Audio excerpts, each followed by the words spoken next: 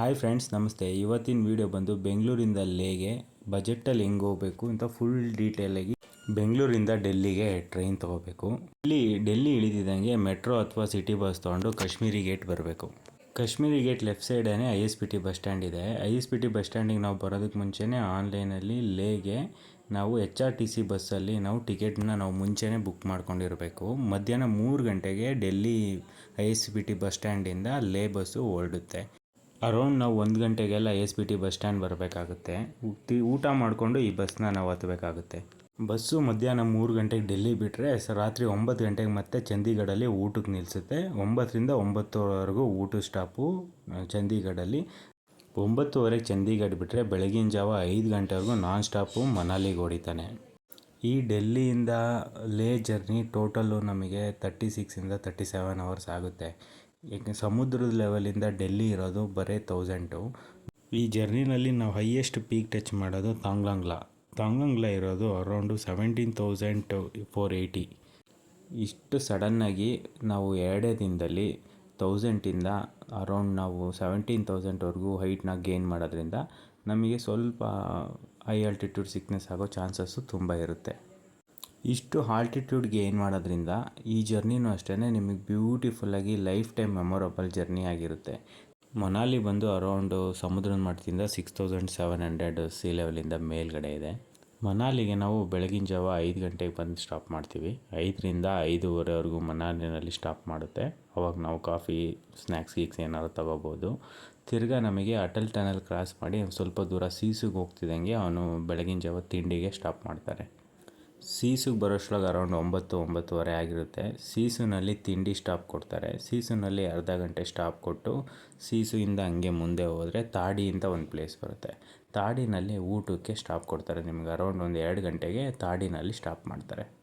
ತಾಡಿಯಿಂದ ಒಂದು 3 ಗಂಟೆಗೆ ಹೊರಡ್ರೆ next ಕಿಲಾಂಗು stop. ಕಿಲಾಂಗಿಗೆ ಹೋಗೋಷ್ಟಾಗ around 9-9:30 ಆಗಿರುತ್ತೆ. ನೈಟ್ ಕಿಲಾಂಗಲ್ಲೇ ಊಟ ಮತ್ತು ಬೆಳಗಿನ ಜಾವ 5 ಗಂಟೆವರೆಗೂ ಕಿಲಾಂಗಲ್ಲೇ ಬಸ್ಸು ಸ್ಟಾಪ್ ಆಗುತ್ತೆ. ಕಿಲಾಂಗಲ್ಲಿ ಬಸ್ಸು 8 ಅವರ್ಸ್ ಸ್ಟಾಪ್ ಆಗೋದ್ರಿಂದ ಪಕ್ಕದಲ್ಲೇ ಡಾರ್ಮೆಂಟ್ರಿನ ರೂಮ್ ತೊಗೊಂಡ್ರು ತಿರ್ಗಾ ಬೆಳಗ್ಗೆ 5 ಗಂಟೆಗೆದ್ದು ಬಸ್ ಸ್ಟ್ಯಾಂಡಿಗೆ ಬರಬೇಕು. ರೂಮ್ ಕಾಸ್ಟು 500ವರೆಗೂ ಸಿಗುತ್ತೆ, ಕಮ್ಮಿಗೆ ಸಿಗುತ್ತೆ ಕಿಲಾಂಗಲ್ಲಿ. ಕಿಲಾಂಗು ಸೀ ಲೆವೆಲಿಂದ 11,300 ಇದೆ. ಹಂಗಾಗಿ ಅಲ್ಲಿವರೆಗೂ ನಮಗೆ ಕ್ಲೀನಾಗಿ ಗ್ರೀನ್ರಿ ಎಲ್ಲ ಇರೋದ್ರಿಂದ ಆಕ್ಸಿಜನ್ ಶಾರ್ಟೇಜ್ ಎಲ್ಲ ಏನಾಗಲ್ಲ. ಹಂಗಾಗಿ ನಮಗೆ ಹೈ ಆಲ್ಟಿಟ್ಯೂಡ್ ಸಿಕ್ನೆಸ್ ಆಗೋವಂಥ ಚಾನ್ಸಸ್ಸು ಸ್ವಲ್ಪ ಕಮ್ಮಿನೇ. ಕಿಲಾಂಗ್ ಬಿಟ್ಟು ಒಂದು 3-4 ಅವರ್ಸ್ ಆಗ್ತಿದ್ದಂಗೆ ತಿಂಡಿಗೆ ನಿಲ್ಲಿಸ್ತಾರೆ. ಯಾಕೆಂದರೆ ಬಾರಾಲಾಚಾ ಪಾಸಿಗೆ ಹೋಗೋಕ್ಕಿಂತ ಮುಂಚೆನೇ ತಿಂಡಿಗೆ ಸ್ಟಾಪ್ ಮಾಡಿಬಿಡ್ತಾರೆ. ತಿಂಡಿಗೆ ನಿಲ್ಲಿಸಿದಾಗ ಚೆನ್ನಾಗೇ ತಿಂಡಿ ತಿನ್ನಬೇಕು. ಯಾಕೆಂದರೆ ಹೈ ಆಲ್ಟಿಟ್ಯೂಡ್ ಸಿಕ್ನೆಸ್ ಅನಿಸೋದು, ಹೊಟ್ಟೆ ಹಸಿಯಲ್ಲ, ತಲೆನೋವು ಬರೋದು, ಒಂಥರ ಡಿಸಿನೆಸ್ಸು, ವಾಮಿಟ್ ಬರೋದು ಈ ಥರ ಅನಿಸ್ತಿರುತ್ತೆ. ಇದಕ್ಕೆ ರೀಸನ್ ಏನು ಅಂದರೆ ನಮಗೆ ಬಾಡಿಗೆ ಕ್ಲೀನಾಗಿ ಆಕ್ಸಿಜನ್ ಸಪ್ಲೈ ಆಗ್ತಿರಲ್ಲ. ಅದೆಲ್ಲ ಕ್ಲಿಯರ್ ಆಗಬೇಕು ಅಂದರೆ ಕ್ಲೀನಾಗಿ ತಿನ್ನಬೇಕು ಮತ್ತು ಕ್ಲೀನಾಗಿ ನೀರು ಕುಡಿಬೇಕು. ಜಾಸ್ತಿ ನೀರು ಕುಡಿದಷ್ಟು ಬಾಡಿ ಡಿಹೈಡ್ರೇಟ್ ಆಗೋಲ್ಲ, ಕ್ಲೀನಾಗಿ ಉಸಿರಾಟಕ್ಕೆಲ್ಲ ಪ್ರಾಬ್ಲಮ್ ಆಗೋಲ್ಲ. ನಾವು ತಿಂಡಿ ಮುಗಿಸ್ಕೊಂಡು ಮುಂದಕ್ಕೆ ಹೋಗ್ತಿದ್ದಂಗೆ ಬಾರಾಲಾಚಾ ಪಾಸ್ ಸಿಗುತ್ತೆ. ಹತ್ತತ್ರ ನಾವು ಬಾರಾಲಾಚಾ ಪಾಸ್ ಸ್ಟಾರ್ಟ್ ಆಗ್ತಿದ್ದಂಗೆ ನಮಗೆ ಸ್ನೋಯಿಂದ ಸ್ಟಾರ್ಟ್ ಆಗಿಬಿಡುತ್ತೆ. ಐಸು ನಮಗೆ ಜೂನ್-ಜುಲೈ ಎಂಡ್ವರೆಗೂ ನಮಗೆ ಐಸು ಬಾರಾಲಾಚಾ ಪಾಸಲ್ಲಿ ಸಿಗುತ್ತೆ. ಬಾರಾಲಾಚಾ ಪಾಸು ಸೀ ಲೆವೆಲಿಂದ ಅರೌಂಡ್ 16,100 ಮೇಲ್ಗಡೆ ಇದೆ. ಸೀ ಲೆವೆಲಿಂದ ಮೇಲ್ಗಡೆ ಇದೆ. ಬಾರಾಲಾಚಾ ಪಾಸಲ್ಲಿ ಒಂದು ಪಿಟ್ ಸ್ಟಾಪ್ ಕೊಡ್ತಾರೆ, ನಿಲ್ಲಿಸ್ತಾರೆ. ನಾವು ಹಂಗಾಗಿ ಒಂದು 10 ನಿಮಿಷ ಅಲ್ಲೇ ಐಸಲ್ಲಿ ಆಟ ಆಡ್ಕೊಂಡು ಓಡಾಡ್ಕೊಂಡು ಆರಾಮಾಗಿ ತಿರ್ಗಾ ವಾಪಸ್ಸು ಬಸ್ಸಿಗೆ ಹತ್ಕೊಂಡು ಬಸ್ಸು ಸ್ಟಾರ್ಟ್ ಮಾಡಿದ್ರೆ ಬಸ್ ಮುಂಚೆ ಸರ್ಚು ಅಂತ ಒಂದು ಲೊಕೇಶನ್ ಬರುತ್ತೆ, ಅಲ್ಲಿವರೆಗೂ ನಾನ್ ಸ್ಟಾಪ್ ಹೋಗ್ತಾನೆ. ಬಾರಾಲಾಚಾ ಪಾಸಲ್ಲಿ ಹೈ ಆಲ್ಟಿಟ್ಯೂಡ್ ಸಿಕ್ನೆಸ್ ಆಗೋವಂಥ ಚಾನ್ಸಸ್ ಸ್ವಲ್ಪ ಕಮ್ಮಿನೇ. ಏನಕ್ಕೆ ಅಂದರೆ ನಾವು ಕಿಲಾಂಗಿಂದ ರೀಸೆಂಟಾಗಿ ಮೇಲ್ಗಡೆಗೆ ಬಂದಿರ್ತೀವಿ. ಕಿಲಾಂಗಲ್ಲಿ ಒಂದು ನೈಟ್ ಸ್ಟೇ ಆಗಿರೋದ್ರಿಂದ ಬಾಡಿ ಒಂದು ಸ್ವಲ್ಪ ಅಕ್ಲಮಟೈಸ್ ಆಗಿರುತ್ತೆ. ಹಂಗಾಗಿ ನಮಗೆ ಬಾರಾಲಾಚಾ ಏನಂತ ಪ್ರಾಬ್ಲಮ್ ಆಗೋಲ್ಲ. ಈ ಹೈ ಆಲ್ಟಿಟ್ಯೂಡ್ ಸಿಕ್ನೆಸ್ ಏನಕ್ಕಾಗುತ್ತೆ ಅಂದರೆ ಬಾಡಿಗೆ ನಮಗೆ ಆಕ್ಸಿಜನ್ ಲೆವೆಲ್ ಕಮ್ಮಿ ಆದಾಗ ಹೈ ಆಲ್ಟಿಟ್ಯೂಡ್ ಸಿಕ್ನೆಸ್ ಆಗುತ್ತೆ. ಈ ಥರ ನಿಮ್ಗೆ ಏನಾದ್ರು ಡೌಟ್ ಇತ್ತು ಅಂದರೆ ಹೈ ಆಲ್ಟಿಟ್ಯೂಡ್ ಸಿಕ್ನೆಸ್ ಈ ಥರ ಎಲ್ಲ ಆಗುತ್ತೆ ಅಂದರೆ ಡೈಮಾಕ್ಸ್ ಅಂತ ಒಂದು ಟ್ಯಾಬ್ಲೆಟ್ ಬರುತ್ತೆ. ಆ ಟ್ಯಾಬ್ಲೆಟ್ ಏನು ಮಾಡುತ್ತೆ ಅಂದರೆ ನಮ್ಮ ಬಾಡೀಲಿ ಬ್ಲಡ್ನ ಥಿನ್ ಮಾಡುತ್ತೆ. ಹಂಗಾಗಿ ನಮಗೆ ಆಕ್ಸಿಜನ್ ಲೆವೆಲ್ ಬಾಡಿಗೆ ಜಾಸ್ತಿ ಹೋಗೋಂಗೆ ಮಾಡುತ್ತೆ.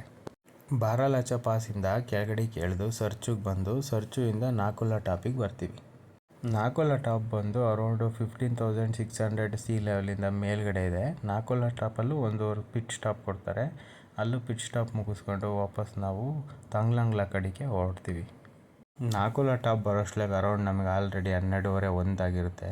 ಹಂಗಾಗಿ ನಮಗೆ ತಂಗ್ಲಂಗ್ಲಾಗ ಹೋಗಿಂತ ಮುಂಚೆನೇ ಊಟಕ್ಕೆ ಸ್ಟಾಪ್ ಮಾಡ್ತಾರೆ. ಊಟಕ್ಕೆ ನಿಲ್ಲಿಸಿದಾಗ ನಾವು ಚೆನ್ನಾಗಿ ಊಟ ಮಾಡಬೇಕು. ನಮಗೇನಾದ್ರು ಡಿಜಿನೆಸ್ಸು ಆ ಥರ ಏನಾದ್ರು ಅನ್ನಿಸ್ತಿತ್ತು ಅಂದರೆ ಆ ಡೈಮಾಕ್ಸ್ ಒಂದು ಟ್ಯಾಬ್ಲೆಟ್ ಹಾಕ್ಕೊಂಡು ಮುಂದಕ್ಕೆ ಹೋಗೋದು ಒಳ್ಳೆಯದು. ಏನಕ್ಕೆ ಅಂದರೆ ತಂಗ್ಲಂಗ್ಲ ಇರೋದು ಅರೌಂಡ್ 17,600ವರೆಗೂ ಇದೆ ಸಿ ಲೆವೆಲಿಂದ ಮೇಲೆ.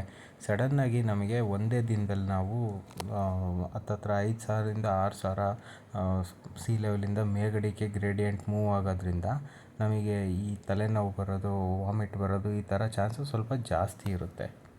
ನಾವು ತಾಂಗ್ಲಂಗ್ಲ ತಲುಪೋಷ್ಟ್ರಾಗ ಅರೌಂಡ್ 2 ಗಂಟೆ 2:30 3 ಆಗಿರುತ್ತೆ. ಹಾಗಾಗಿ ತಾಂಗ್ಲಂಗ್ಲದಲ್ಲಿ ಜಾಸ್ತಿ ಹೊತ್ತು ಸ್ಟಾಪ್ ಮಾಡಲ್ಲ ಅವರು, ಮತ್ತು ತುಂಬ ಹೈಟಲ್ಲಿ ಇರೋದ್ರಿಂದನೂ ಜಾಸ್ತಿ ಹೊತ್ತು ಸ್ಟಾಪ್ ಮಾಡಲ್ಲ. ಸುಮ್ಮನೆ ಒಂದು 2 ನಿಮಿಷ ಸ್ಟಾಪ್ ಮಾಡ್ತಾರೆ. ಅಲ್ಲೊಂದು ಫೋಟೋ ತೊಗೊಂಡು ವೀಡಿಯೋಸ್ ತೊಗೊಂಡು ಬೇಗ ಬಸ್ ಒಳಗೆ ಬರೋದು ತುಂಬ ಒಳ್ಳೆಯದು. ತಾಂಗ್ಲಂಗ್ಲ ಬಿಟ್ಟ ಮೇಲೆ ಅದು ಡೌನ್ ಆಗ್ತಾ ಬರುತ್ತೆ, ಹೈಟು ಡೌನ್ ಆಗ್ತಾ ಬರುತ್ತೆ. ಹಂಗಾಗಿ ನಮಗೆ ಸ್ವಲ್ಪ ರಿಲೀಫ್ ಆಗೋಕ್ಕೆ ಸ್ಟಾರ್ಟ್ ಆಗುತ್ತೆ, ಕ್ಲೀನಾಗಿ ಆಕ್ಸಿಜನ್ ಸಪ್ಲೈ ಎಲ್ಲ ಬರೋಕ್ಕೆ ಸ್ಟಾರ್ಟ್ ಆಗುತ್ತೆ. ತಾಂಗ್ಲಂಗ್ಲ ಬಿಟ್ಟ ಮೇಲೆ ಅವರು ಉಪ್ಸಿ ಅಂತ ಒಂದು ಊರು ಬರುತ್ತೆ, ಅಲ್ಲಿವರೆಗೂ ನಾನ್ ಸ್ಟಾಪ್ ಹೊಡಿತಾರೆ. ಉಪ್ಸಿನಲ್ಲಿ ಒಂದು ಕಾಫಿ ಟೀಗೆ ಸ್ಟಾಪ್ ಕೊಡ್ತಾರೆ. ಇವನು ಎದುರಿಸ್ತಾವನೆ ಅಂತ ಅಂದ್ಕೋಬೇಡಿ, ಯಾಕೆಂದರೆ ನೀವೇ ಯೋಚನೆ ಮಾಡಿ 32 ಅವರ್ಸಲ್ಲಿ ನೀವು ಆಲ್ರೆಡಿ 1000ಅಲ್ಲಿದ್ದವರು 17,000ವರೆಗೂ ಮೇಲ್ಗಡೆ ಹೋಗ್ತೀರಾ. ಆವಾಗ ಹೆಂಗೆ ಅಂದರೆ ಆಕ್ಸಿಜನ್ ಸ್ವಲ್ಪ ಕಮ್ಮಿ ಆಗೇ ಆಗುತ್ತೆ ಬಾಡಿ ಸೆಟ್ ಆಗೋದಕ್ಕೆ ಟೈಮು ತೊಗೊಳುತ್ತೆ. ಉಪ್ಸಿ ಬಿಡೋಷ್ಟ್ರಾಗ ಆಲ್ರೆಡಿ ನಮಗೆ 4ರಿಂದ 4:15 ಆಗಿರುತ್ತೆ. ಹಾಗಾಗಿ ನಾವು ಲೇ ತಲುಪೋಷ್ಟ್ರಾಗೆ ಅರೌಂಡ್ 8:30 ಹಾಗೇ ಆಗುತ್ತೆ ರಾತ್ರಿ. ಹಾಗಾಗಿ ನಾವು ಲೇನಲ್ಲೇ ಒಂದು ರೂಮ್ ಡಾರ್ಮೆಂಟ್ರಿನ ಮಾಡಿ ಆ ಪಕ್ಕದಲ್ಲೇ ಎಲ್ಲರೂ ಸ್ಟೇ ಮಾಡೋದು ತುಂಬ ಒಳ್ಳೆಯದು.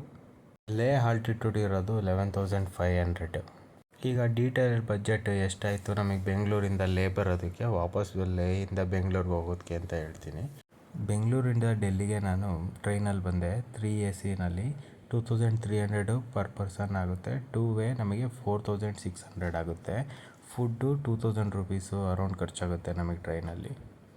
ಡೆಲ್ಲಿ ಟು ಲೇ ಬಸ್ ಚಾರ್ಜು 1,900, 2 ವೇ 3,800 ಆಗುತ್ತೆ.